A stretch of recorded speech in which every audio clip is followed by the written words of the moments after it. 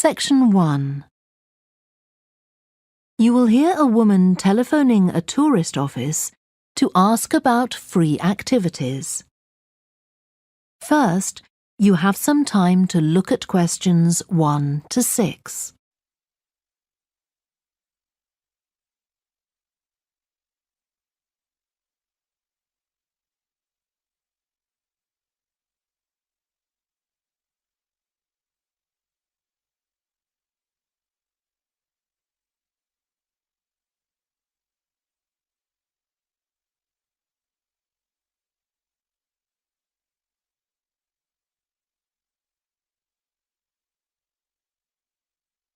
You will see that there is an example that has been done for you. On this occasion only, the conversation relating to this will be played first. Good morning, this is Burnham Tourist Office, Martin speaking. Oh, hello. I saw a poster about free things to do in the area, and it said people should phone you for information. I'm coming to Burnham with my husband and 2 children for a few days on June the 27th, or possibly the 28th, and I'd like some ideas for things to do on the 29th. Yes, of course. The date that the woman wants information about is the 29th of June, so the letter C has been circled. Now we shall begin. You should answer the questions as you listen because you will not hear the recording a second time. Listen carefully and answer questions 1 to 6. Good morning, this is Burnham Tourist Office, Martin speaking. Oh, hello. I saw a poster about free things to do in the area, and it said people should phone you for information. I'm coming to Burnham with my husband and 2 children for a few days on June the 27th, or possibly the 28th, and I'd like some ideas for things to do on the 29th. Yes, of course. OK. Then let's start with a couple of events especially for children. The art gallery is holding an event called Family Welcome that day, when there are activities and trails to use throughout the gallery. That sounds interesting. What time does it start? The gallery opens at 10 and the Family Welcome event runs from 10:30 until 2 o'clock. The gallery stays open until 5, and several times during the day they're going to show a short film that the gallery has produced. It demonstrates how ceramics are made, and there'll be equipment and materials for children to have a go themselves. Last time they ran the event there was a film about painting, which went down very well with the children, and they're now working on one about sculpture. I like the sound of that. And what other events happen in Burnham? Well, do you all enjoy listening to music? Oh, yes. Well, there are several free concerts taking place at different times, 1 or 2 in the morning, the majority at lunchtime and a couple in the evening, and they range from pop music to Latin American. The Latin American could be fun. What time is that? It's being repeated several times in different places. They're performing in the Central Library at 1 o'clock, then at 4 it's in the City Museum, and in the evening at 7:30 there's a longer concert in the theatre. Right. I'll suggest that to the rest of the family. Something else you might be interested in is the boat race along the river. Oh, yes. Do tell me about that.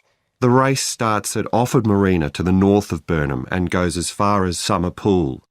The best place to watch it from is Charlesworth Bridge, though that does get rather crowded. And who's taking part? Well, local boat clubs, but the standard is very high. One of them came first in the West of England Regional Championship in May this year. It was the first time a team from Burnham has won. It means that next year they'll be representing the region in the National Championship. Before you hear the rest of the conversation, you have some time to look at questions 7 to 10.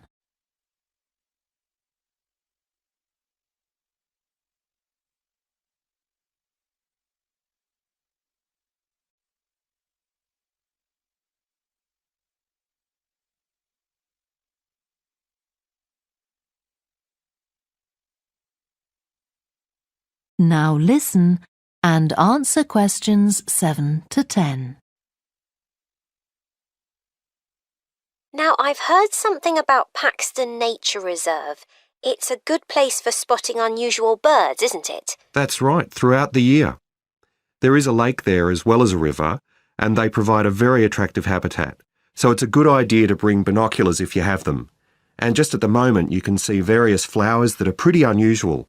The soil at Paxton isn't very common. They're looking good right now. Right. My husband will be particularly interested in that. And there's going to be a talk and slideshow about mushrooms, and you'll be able to go out and pick some afterwards and study the different varieties. Uh-huh. And is it possible for children to swim in the river? Yes, part of it has been fenced off to make it safe for children to swim in. It's very shallow and there's a lifeguard on duty whenever it's open. The lake is too deep, so swimming isn't allowed there. OK, we must remember to bring their swimming things in case we go to Paxton. How long does it take to get there by car from Burnham? About 20 minutes, but parking is very limited, so it's usually much easier to go by bus, and it takes about the same time. Right. Well, I'll discuss the options with the rest of the family. Thanks very much for all your help. You're welcome. Goodbye. Bye. That is the end of section 1. You now have half a minute to check your answers.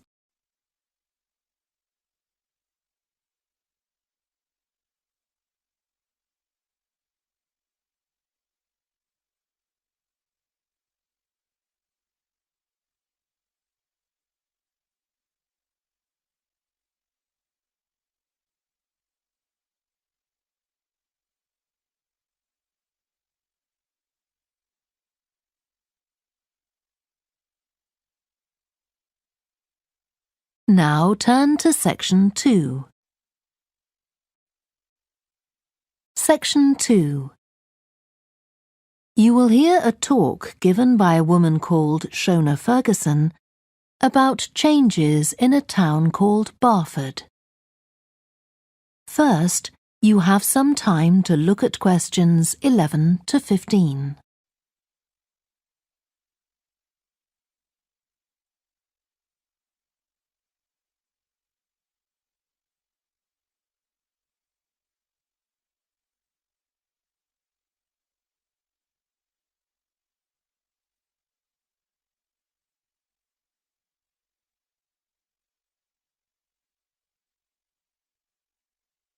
Now listen carefully and answer questions 11 to 15.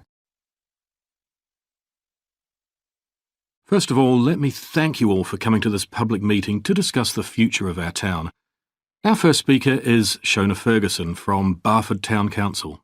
Shona. Thank you. First, I'll briefly give you some background information. Then I'll be asking you for your comments on developments in the town.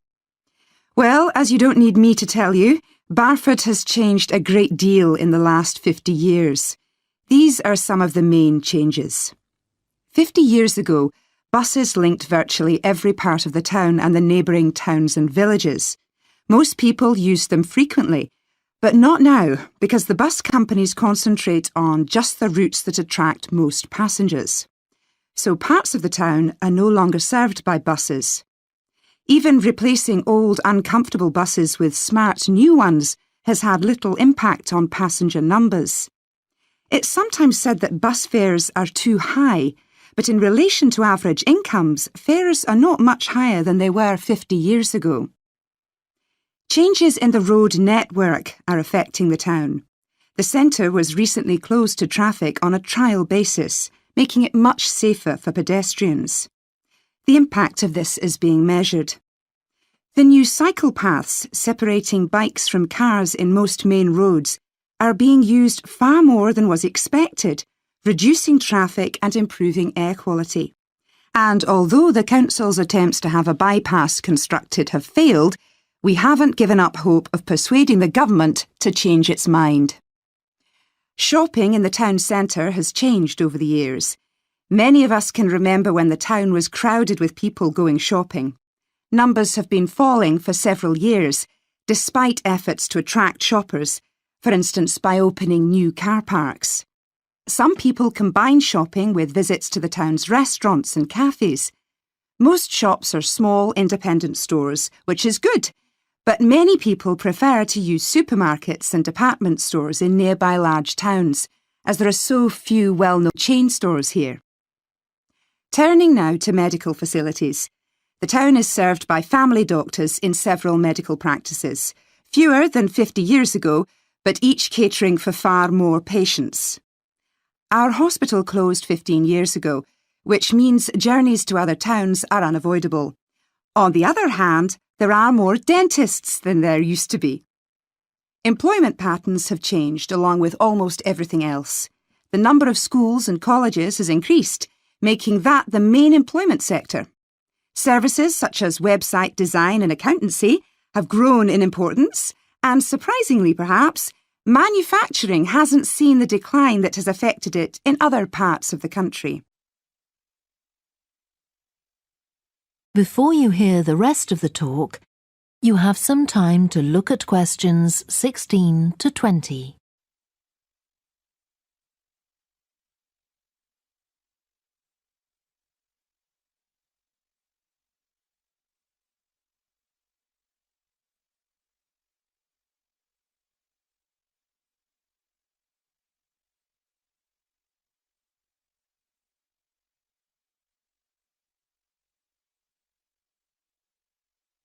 Now listen and answer questions 16 to 20.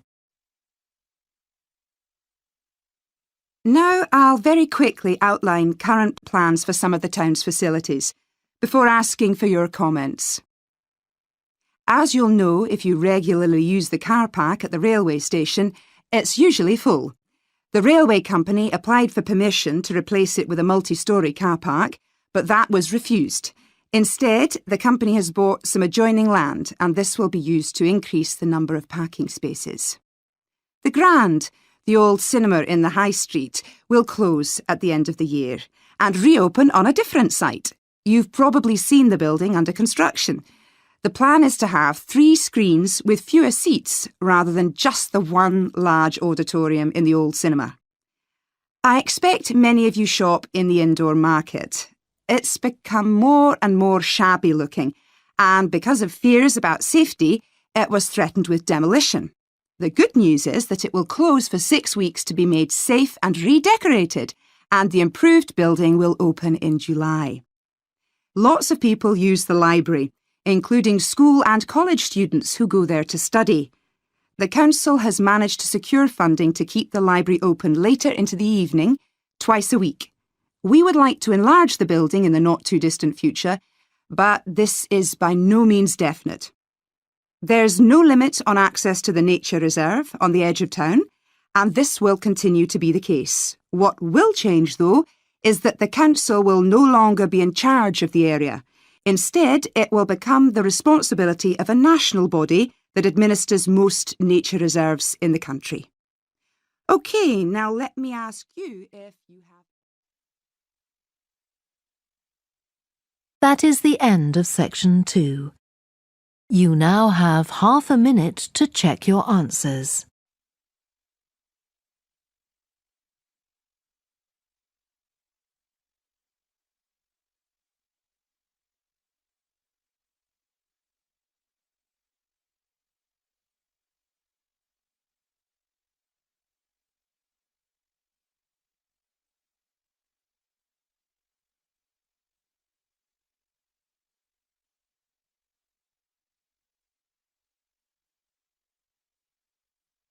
Now turn to section 3. Section 3. You will hear 2 students called Helen and Jeremy, who are studying creative writing, discussing a project for their course which involves writing and illustrating stories for children. First, you have some time to look at questions 21 to 26.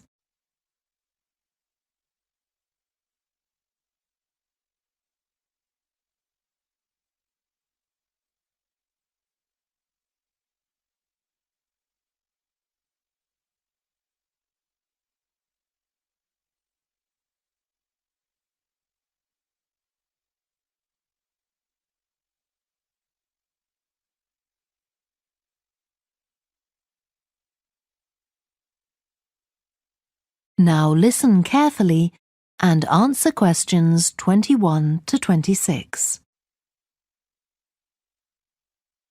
Hello, Helen. Sorry I'm late. Hi, Jeremy, no problem. Well, we'd better work out where we are on our project, I suppose. Yeah, I've looked at the drawings you've done for my story, The Forest, and I think they're brilliant. They really create the atmosphere I had in mind when I was writing it. Oh, I'm glad you like them. There are just a few suggestions I'd like to make. Go ahead. Now, I'm not sure about the drawing of the cave. It's got trees all around it, which is great, but the drawing's a bit too static, isn't it? I think it needs some action. Yes, there's nothing happening. Perhaps I should add the boy, Malcolm, isn't it? He would be walking up to it. Yes, let's have Malcolm in the drawing. And what about putting in a tiger? The one that he makes friends with a bit later. Maybe it could be sitting under a tree, washing itself. And the tiger stops in the middle of what it's doing when it sees Malcolm walking past. That's a good idea. OK, I'll have a go at that. Then there's the drawing of the crowd of men and women dancing. They're just outside the forest, and there's a lot going on. That's right. You wanted them to be watching a carnival procession, but I thought it would be too crowded. Do you think it works like this? Yes, I like what you've done. The only thing is, could you add Malcolm to it without changing what's already there? What about having him sitting on the tree trunk on the right of the picture? Yes, that would be fine. And do you want him watching the other people? No, he's been left out of all the fun, so I'd like him to be crying. That'll contrast nicely with the next picture where he's laughing at the clowns in the carnival. Right, I'll do that. And then the drawing of the people ice skating in the forest. I wasn't too happy with that one. Because they're supposed to be skating on grass, aren't they? That's right, and it's frozen over. At the moment, it doesn't look quite right. I see what you mean. I'll have another go at that. And I like the wool hats they're wearing. Maybe you could give each of them a scarf as well? Yeah, that's easy enough. They can be streaming out behind the people to suggest they're skating really fast. Great. Well, that's all on the drawings. Right. So you finish writing your story and I just need to finish illustrating it, and my story and your drawings are done.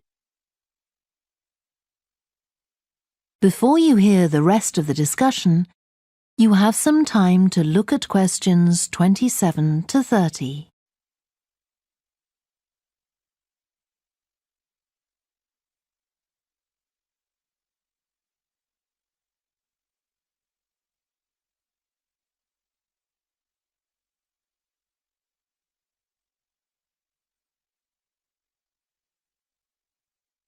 Now listen and answer questions 27 to 30.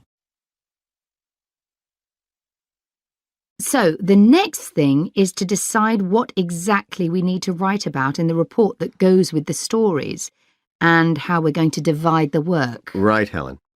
What do you think about including a section on how we planned the project as a whole, Jeremy? That's probably quite important. Yeah, well, you've had most of the good ideas so far. How do you feel about drafting something? Then we can go through it together and discuss it. OK, that seems reasonable.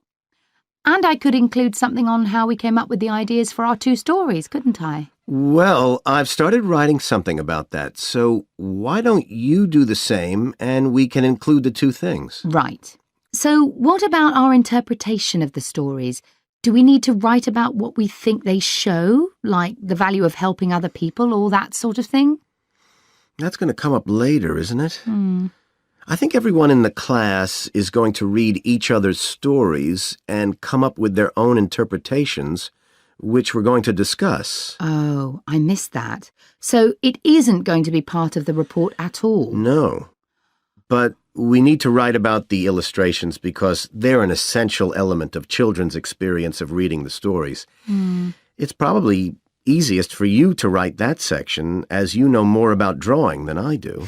Maybe, but I find it quite hard to write about. I'd be happier if you did it. Okay. So when do you think we can get this ready? That is the end of section 3. You now have half a minute to check your answers.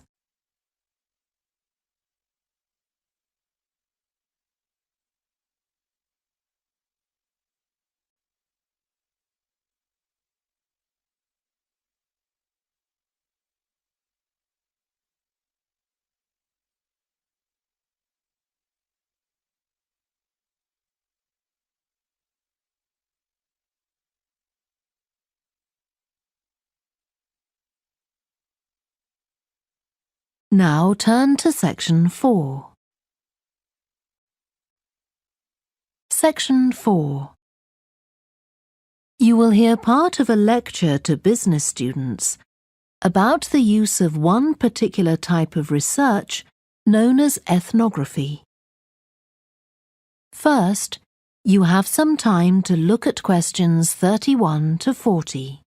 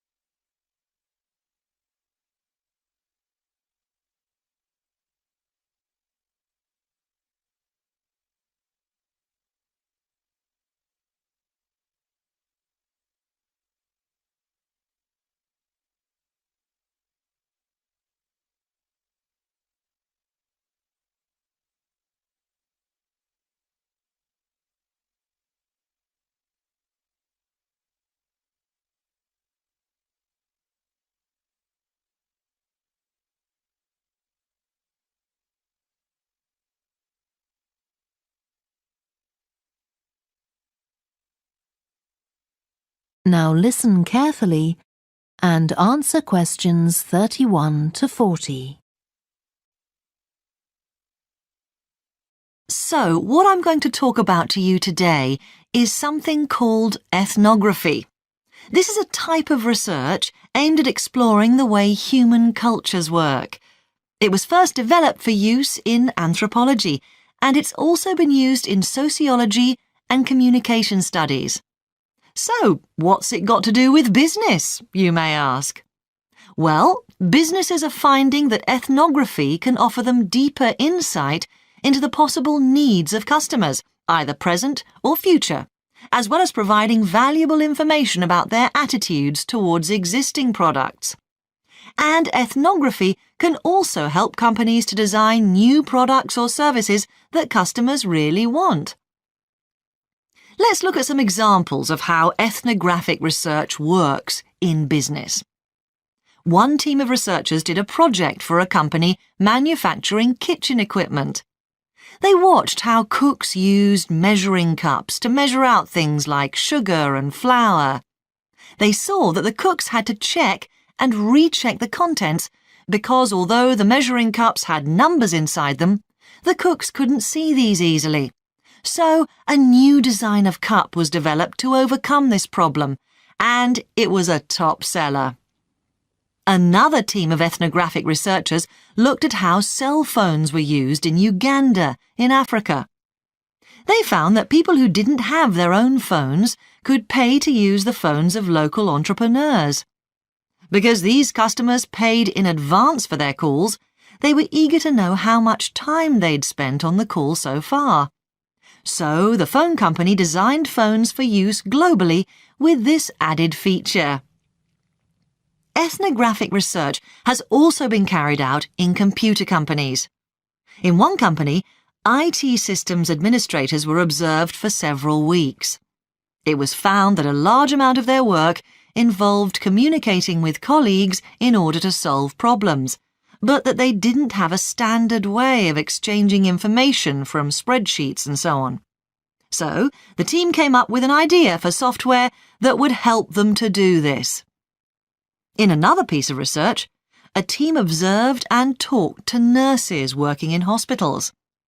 This led to the recognition that the nurses needed to access the computer records of their patients no matter where they were. This led to the development of a portable computer tablet that allowed the nurses to check records in locations throughout the hospital. Occasionally, research can be done even in environments where the researchers can't be present. For example, in one project done for an airline, respondents used their smartphones to record information during airline trips, in a study aiming at tracking the emotions of passengers during a flight.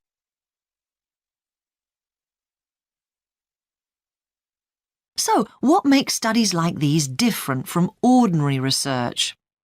Let's look at some of the general principles behind ethnographic research in business. First of all, the researcher has to be completely open-minded. He or she hasn't thought up a hypothesis to be tested, as is the case in other types of research. Instead, they wait for the participants in the research to inform them. As far as choosing the participants themselves is concerned, that's not really all that different from ordinary research. The criteria according to which the participants are chosen may be something as simple as the age bracket they fall into, or the researchers may select them according to their income, or they might try to find a set of people who all use a particular product, for example. But it's absolutely crucial to recruit the right people as participants. As well as the criteria I've mentioned, they have to be comfortable talking about themselves and being watched as they go about their activities. Actually, most researchers say that people open up pretty easily, maybe because they're often in their own home or workplace. So, what makes this type of research special is that it's not just a matter of sending a questionnaire to the participants. Instead, the research is usually based on first-hand observation of what they are doing at the time. But that doesn't mean that the researcher never talks to the participants. However, unlike in traditional research, in this case, it's the participant rather than the researchers who decides what direction the interview will follow. This means that there's less likelihood of the researcher imposing his or her own ideas on the participant. But after they've said goodbye to their participants and got back to their office, the researcher's work isn't finished. Most researchers estimate that 70 to 80% of their time is spent not on the collecting of data, but on its analysis, looking at photos, listening to recordings and transcribing them, and so on. The researchers may end up with hundreds of pages of notes. And to determine what's significant, they don't focus on the sensational things or the unusual things. Instead, they try to identify a pattern of some sort in all this data and to discern the meaning behind it. This can result in some compelling insights that can, in turn, feed back to the whole design process. That is the end of section 4. You now have half a minute to check your answers.